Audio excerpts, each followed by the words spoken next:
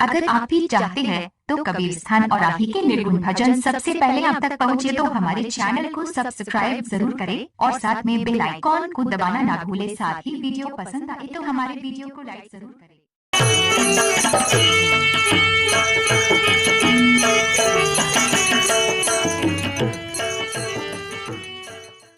में से एक दो पंक्ति मैं आप सबों के बीच में रख रहा हूँ जो वास्तविक सदगुरु कबीर का इशारा क्या है। साहे बंदगी साहे बंदगी साहे बंदो सत्य सुनाम प्रभो सत्य भक्ति सुप्रकाश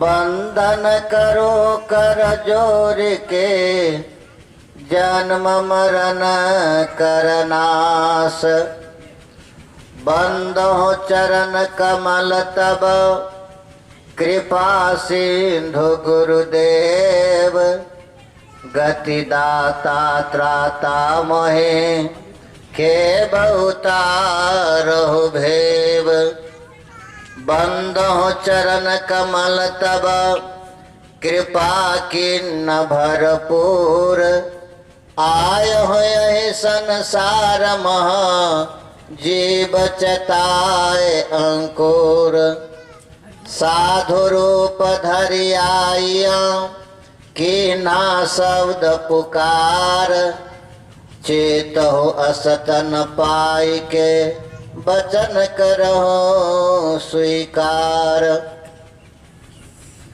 परम पूज्य विश्ववंदनीय सदगुरु कबीर साहब, आदरणीय सदगुरु कबीर स्वरूप मूलगादी वचन मंत्री रुद्राचार्य साहब, इस सत्संग समारोह में उपस्थित संत महापुरुषों, समारोह में उपस्थित सज्जनों,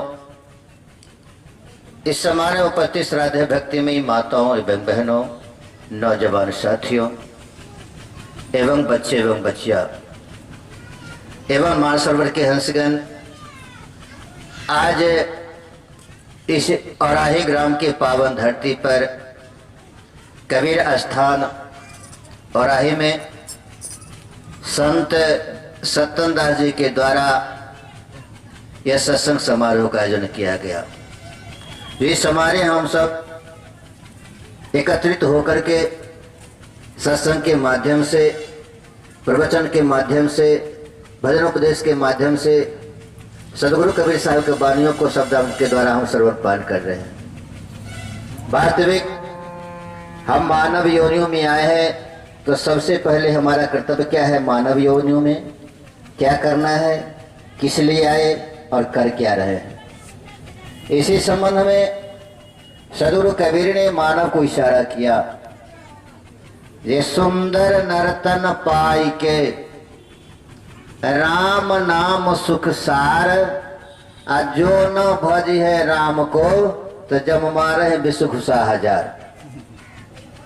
यह सुंदर, यह काया रूपी सुंदरी को पाया जो सुंदर है, लेकिन सुंदर शरीर पाने से तो तात्पर्य नहीं है।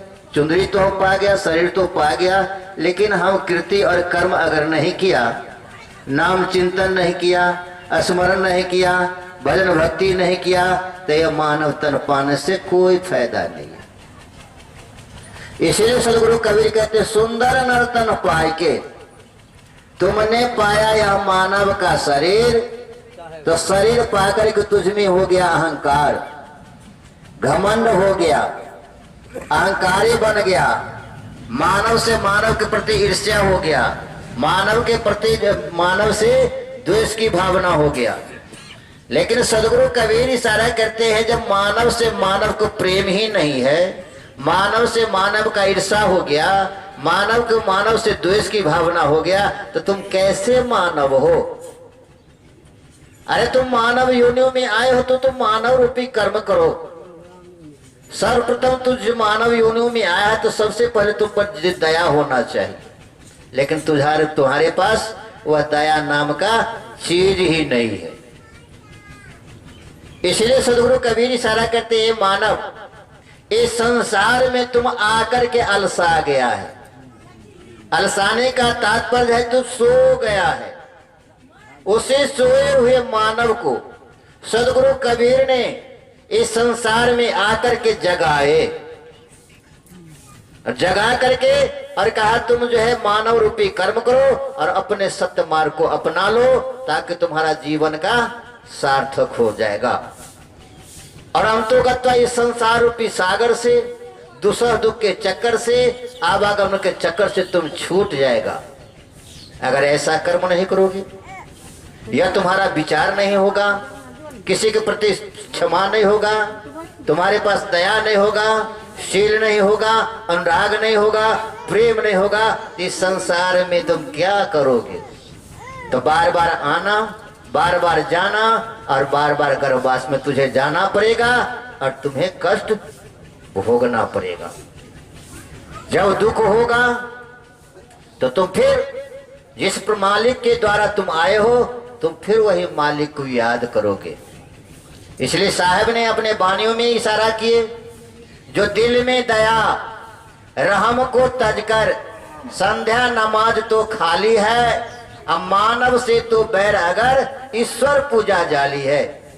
इस संसार के लोग, इस संसार के मानव ईश्वर को भूल चुका है। ईश्वर क्या है?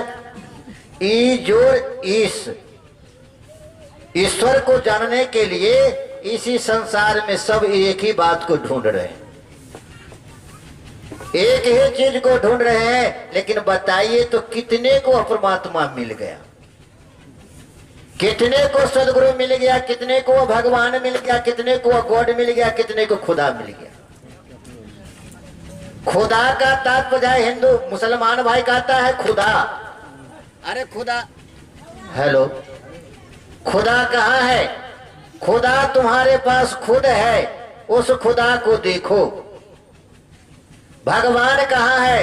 तुम भगवान तो बरगद का पेड़ को बनाते हो, पत्थर को बनाते हो, मंदिर को बनाते हो, जो जन्म लिया उसको भगवान बना लेते हो। लेकिन ये बताओ, तुम कहते हो हम हिंदू हैं, हम हिंदू धर्म को मानते हैं, मुसलमान भाई कहता है मैं इस्लाम धर्म को मानता हूं, लेकिन धर्म को किसने विभाजन किया? धर्म को बनाने वाला कौन है? धर्म का प्रवर्तक कौन है?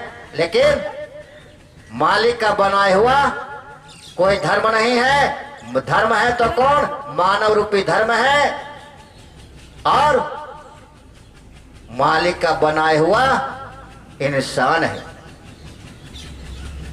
लेकिन यहां पर इस पृथ्वी पर, इस जमीन पर मानव ने इस धर्म को विभाजन किया, मानव ने ही धर्म को बनाया। क्योंकि इस संसार में विभाजित करने वाला, धर्म का प्रवर्तक बनने वाला मनु ने विभाजित करके 4 भागों में विभाजित कर दिया, 4 वर्ण में विभाजित किया, ब्राह्मण, क्षत्रिय और वैश्य। तो आप विचार करें, जब ब्राह्मणों का क्या कर्तव्य था, क्षत्रियों का क्या कर्तव्य था, वैश्य का क्या कर्तव्य था और शूद्र का क्या कर्तव्य था। अगर मनुस्मृति को पढ़ा जाए तो शूद्र किसे माना गया है? तो सब कहता है भाई शूद्र शूद्र है। तुम ब्राह्मण किस चीज से हो? जनों को तुम धारण कर लिया, तुम तो ब्राह्मण हो गया। हाथ में खड्ग रख लिया तो तुम क्षत्रिय बन गया। तुमने वाणिज्य व्यापार किया तो तुम वैश्य बन गया, और शूद्र को कोई जगह काम करने का अवसर नहीं दिया। इसलिए सदगुरु कबीर ने काशी में चौराहे पर डंके के चोट बजा बजा करके कहा, खड़े होकर के काशी चौराहे पर खड़े होकर के डंके चोट पर पूछा, किसे? जिसको लोग राजा मनु मानते हैं, मनु भगवान मानते हैं, उस मनु जी से ने पूछा, ये मनु जी आपने 4 में जो विभाजित किया, तो ये बताए सबका तो अलग अलग रंग न होना चाहिए, चारों का तो रंग अलग अलग होना चाहिए।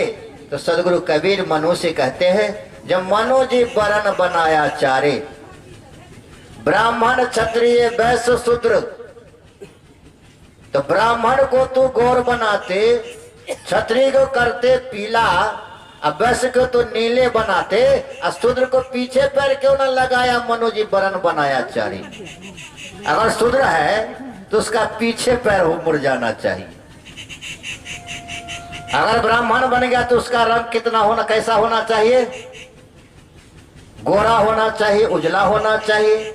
अगर क्षत्रिय हो गया तो उसका रंग पीला होना चाहिए। लेकिन किसी का रंग अलग नहीं, रंग है एक। उसी बात को सदगुरु कबीर सत्य करके बताया, जो रंग से रंग उपजे सब रंग देखा एक, अब कौन रंग है जीव का ताका करो विवेक। अभी सब नाम की संबंधित बात करते हैं, चर्चा राम राम कहते हैं, कृष्ण कृष्ण कहते हैं, गोविंद गोविंद कहते हैं, गोपाल गोपाल कहते हैं, और हमारे कबीरपंथी भाई सतनाम कहते हैं। लेकिन सतनाम है क्या, राम है क्या, कृष्ण है क्या, गोविंद है क्या, गोपाल है क्या? अगर उससे परिचय नहीं होगा, नहीं हम जान पाए, तो हमको राम नाम कहने से कोई फायदा नहीं है। क्योंकि साहब कहते हैं, जो राम कहे सकल गति पावे, खार कहे मुख मीठा। अगर राम राम कहने से अगर सदगति मोक्ष मिल जाता तो राम राम जब ये सदगति मोक्ष को पा जाएंगे। लेकिन फिर भी कहता है, भाई इससे कल्याण होगा, तुमको काशी में जाकर के करवट ले लो, मुक्ति मिल जाएगा। लेकिन मुक्ति कहाँ है, सदगति कहाँ है, मोक्ष कहाँ है, उसको प्राप्ति मानव करना नहीं चाहता है। मानव को सदगति जिंदे में है। तो राम कहे सकल गति पावे, खार कहे मुखटा, खार में सोता है गुड़ को कहा गया है। अगर गुड़ को जब तक नहीं खाइएगा तो क्या मुख मीठा हो सकता है? अगर गुड़ गुड़ कहिए, खार खार कहिए, चीनी मिश्री कहिए तो मीठा हो जाएगा कि खाने से होगा। अब पावक कहे देह जो डारे, और जल कहे त्रिखा बुझाए। अगर आग आग कहने दे से अगर शरीर जलने लगे तो आग आग कहिए, लेकिन जब तक आपके शरीर पर आग का जो है प्रवेश नहीं होगा, रखा नहीं जाएगा, तब तक जल नहीं सकता है। जल कहे त्रिखा बुझाए। अगर पानी पानी कहेंगे तो क्या पानी जो है पिएंगे तब ना प्यास बुझाएगा, पानी पानी कह देने से प्यास नहीं बुझाएगा। उसे बात को सदगुरु मानव जीव को इशारा करते हैं। ए मानव जीव, तुम्हें संसार में सुंदर यह मनुष्य का रूप लेकर के आया और मालिक का जो है तुमको भेज दिया। क्योंकि परमात्मा सदगुरु का नाम का स्मरण करो, किसी का उपकार करो, जीव पर दया लाओ, किसी से बैर भावना नहीं रखो, किसी से ईर्ष्या नहीं रखो, तब तुम मानव हो। इसीलिए कहे दिल में दया रहम को तज कर। अरे रहम जो होता है, मुसलमान भाई कहता है कि हमको रहम होना चाहिए, लेकिन रहम करते नहीं है। तो दिल में दया, और हिंदू को कहा गया है दया। दया क्या है? तो दया है प्रथम भक्ति का मूल जड़। भक्ति का मूल जड़ क्या है? दया। और आप लोग भी कहते हैं जहां दया तहां धर्म है, जहां क्रोध तहां काल, और जहां क्षमा तहां आप है। तो जहां पर क्षमा है, क्षमा का होता है क्या? जो किसी को माफ ही कर दिया, तो माफ तो करते नहीं, आप दंड देते हैं। लेकिन मालिक का घर में मालिक क्या करते हैं? जो भी गलती करता है उसको भी, और जो न किया भी उसको भी, सभी को समान दृष्टि रखते हैं। तो आप मानव कहीं आप दंड देने का अधिकारी हैं? कौन सा संविधान बनाया हुआ है आपका? कहीं पर संविधान में लिखा हुआ है? अरे वो दंड देने वाला तो मालिक है, जिन्होंने संसार को बनाया, जिन्होंने यह सृष्टि किया, जिन्होंने ब्रह्मा विष्णु महेश को भेजा, उनको अधिकार है, लेकिन मानव को अधिकार नहीं है। इसीलिए कहते हैं साहब, जो मानुष जन्म अनूप है, मिला ही न दूजही बार। तरुबर जो पत्ता झरे, तो बहुरी न लागत डार। देखिए आपके सामने में वृक्ष है, और वृक्ष में देखिए टहनी है और टहनी में पत्ते लगा हुआ है। अगर उस टहनी से अगर एक पत्ता गिर गया नीचे तो क्या वह पुनः टहनी में लगेगा? नहीं जाएगा। उसी प्रकार से यह मानव शरीर फिर दोबारा नहीं मिलेगा, नहीं मिलेगा। इसीलिए कहते हैं कि लक्ष्य 84 भरम भरम के पांव पर अटका आए, अब की पासा फिर गया तो पुनः 84 में जाए। फिर 84 में आइए, कष्ट उठाइए, भुक्त भोगी होइए, तो फिर पश्चाताप कीजिएगा। जो हमने ऐसा कर्म किया उसी का सजा है, फिर इसको यहाँ पर आना होगा। तो ऐसा क्यों ना हम कर्म करें? तो भक्ति भक्ति सब रट करते लगातार लगाते हैं। भक्ति क्या है? भक्ति 3 प्रकार का है। भक्ति जो है 3 प्रकार का, एक है सगुण भक्ति, दूसरा है निर्गुण भक्ति और तीसरा है पारब्ध भक्ति। तो सगुण भक्ति करने वाले जो सांप्रदायिक ठाकुर ठाकुरायन बरगद पेड़ पूजा जो करते हैं वो सगुण भक्ति करते हैं। तो सगुण को भक्ति करने वाले तो कहते हैं हमको स्वर्ग तो मिलेगा ही, क्यों नहीं तो हम तो भगवान का नाम जाप किए हैं, पूजा किए हैं। भाई ठीक है, आपने किया, लेकिन स्वर्ग तो जाइएगा, लेकिन जितने दिन किया है वहां से फिर कहा कि जाओ, फिर यहां से जाओ, जगह खाली नहीं है, तुम्हारा समय व्यतीत हो गया, पूरा हो चुका है, फिर संसार को जाओ। तो आप कहीं सगुण भक्ति करने वाले से क्या फायदा हो? जब आना ही होगा तो हम कहीं क्यों करेंगे? निर्गुण के भक्ति करने वाले हम लोग क्या कहते हैं? हम निर्गुण के उपासक हैं। निर्गुण उपासक कौन? कहते हैं कबीरपंथी। जब भाई निर्गुण के उपासक हैं, लेकिन उसमें भी साहेब बताया है निर्गुण के उपासक हो, निर्गुण का तुम भक्ति करते हो, लेकिन फिर भी तुमको गर्भवास में जाना ही पड़ेगा। तो निर्गुण भक्ति हुआ।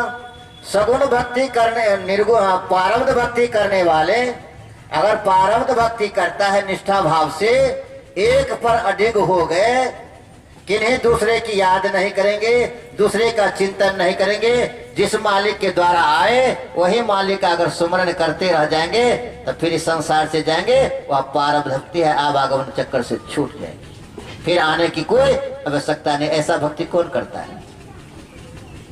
हमारे कबीरपंथी को भी भ्रम लगा हुआ है, कबीरपंथियों को भी भ्रम लगा हुआ है।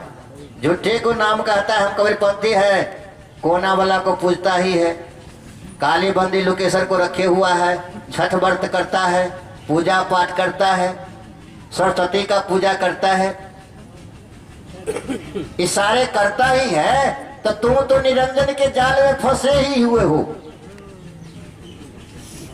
निरंजन के जाल में तुम फंसे हुए हो, क्योंकि यहां से लेकर के वहां तक निरंजन का ही राज है। उस निरंजन के राज में तुम फंसे हुए हो। जब निरंजन और सदगुरु कबीर का जब गोष्ठी हुआ, जब निरंजन का गोष्ठी हुआ तो निरंजन ने पूछा साहब से, ये आपसे मैं आपके शरणागत में आया हूं, वह वस्तु मुझे दे दीजिए। तो साहब ने कहा, ये निरंजन, अरे तुमने तपस्या किया तो तपस्या के बदल तुमको मैं जो तुमने कहा मैं तुमको दे दिया, और यह जो आए हो मेरे पास तो तुम तो अपना बकोटी संपत्ति समझ लिया, तुमने किसी को बताया नहीं और कुछ कहा नहीं, और यह जो तुमको और दे दे तो अपने आप जो है महाराज राजा बन जाओगे। तुम तो कहेगा जो सब कुछ हो सो मैं हूं, दूसरा कोई नहीं है, वह वस्तु हम तुम्हें देंगे नहीं। निरंजन साहब ने कहा सदगुरु से, जो ठीक है, जो कलयुग का कली काल का समय जब आएगा तो हम आपको अल्पसंख्यक जीव देंगे, बोले बाने रहने चाल ढाल सब रहेगा आपका, लेकिन जीव रहेगा मेरा। साहेब कहते हैं निरंजन से, ये निरंजन ये बताओ, और जो मेरा जीव पक्का होगा उसको तुम क्या करोगे? निरंजन ने कहा क्या करेंगे, मैं उसको मस्तक पर चढ़ा के पार कर दूंगा। कहा कि बस जाओ। तो उसी प्रकार से अभी भी अंधविश्वास लगा हुआ है, दिग्भ्रमित हो रहा है। हमारे पंथों के लोगों भी, संत भी दिग्भ्रमित हैं। हमने तो बहुत बहुत महात्माओं के घर में भी देखा है ऐसा करतूत हो रहा है। जो पूजा पाठ करता है और जीव को चेताता है और अपना जो है खूब जो है सो प्रवचन करते हैं, लेकिन घर में जो अंधकार है उसको प्रकाश नहीं करते हैं, लेकिन दूसरों को प्रकाश कर रहे हैं। वही शंका लग गया था हनुमान को। वही शंका हनुमान को जब लगा तो हनुमान पूछते हैं राम से। राम से पूछते हैं कि प्रभु ये बताइए, आप तो स्वयं नारायण हैं, मैं आपका सेवक हूं, मैं आपका दास हूं। जितने दिनों तक आपने जो मुझे वचन दिया, मैं उस आपके वचन के कथनानुसार मैं चलता गया, लेकिन अभी तक मुझे यह पता नहीं है जो भक्ति किसे कहा गया है। सो भक्ति के संबंधित बातों को मुझे बताइए, जो भक्ति किसको कहते हैं। राम अवाक हो गए। राम अवाक हो गए। राम कहते हैं, ए हनुमान, यह तो मैं तुम्हें नहीं बता सकता जो भक्ति क्या है। ऐसा करो